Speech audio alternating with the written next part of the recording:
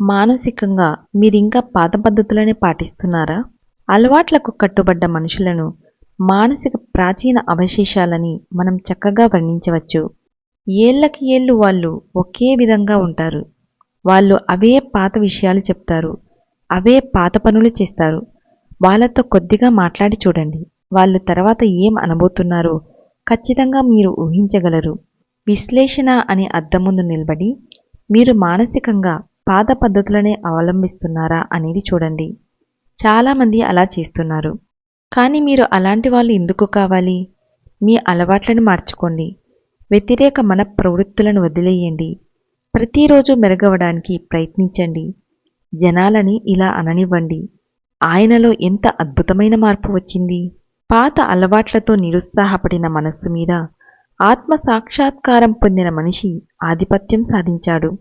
యేసులో అలాంటి ఆధిపత్యాన్ని గుర్తించి ఆయన్ని అరెస్టు చేయడానికి ఫారసీలు పంపిన అధికారులు ఆయన ఆత్మవిశ్వాసం చూసి అచ్చెరువొంది తిరిగి వచ్చి ఇలా అన్నారు, ఈ మనిషి మాట్లాడిన విధంగా మరే మనిషి మాట్లాడలేదు.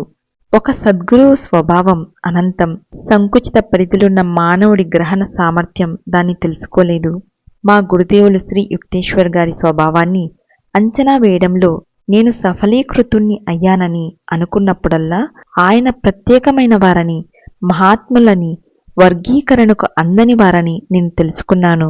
ఒకనాటికి మీరు ఈ మధ్య శరీరం మీదున్న అనుబంధపు అలవాటును ముక్కలు చేసి తిరిగి దేవుడి దగ్గరకు వెళ్ళాలి. వేరే మార్గమే లేదు. భూమి మీద మీరు దారి తప్పిన వాళ్ళు. మీ అనంతత్వాన్ని తప్పకుండా తిరిగి కనిపెట్టాలి.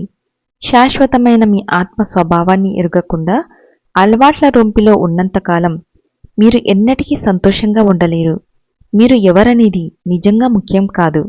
శాశ్వతమైన ఆనందాన్ని పొందడానికి ఒకే ఒక్క మార్గం తిరిగి భగవంతుడి దగ్గరకు వెళ్ళడం. రెక్కలు కట్టుకొని ఈ భూతీరాలను మీరు వదలక్కరలేదు.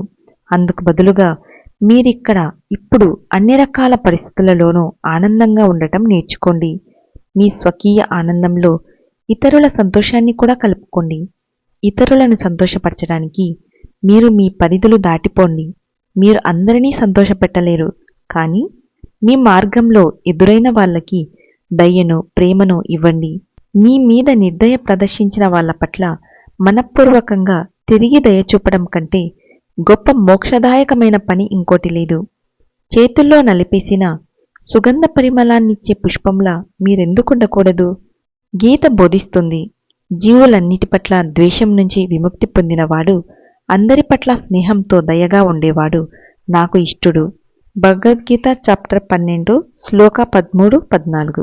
జనాలు మిమ్మల్ని విమర్శిస్తే వాళ్ళను పట్టించుకోకుండా ఉండకండి.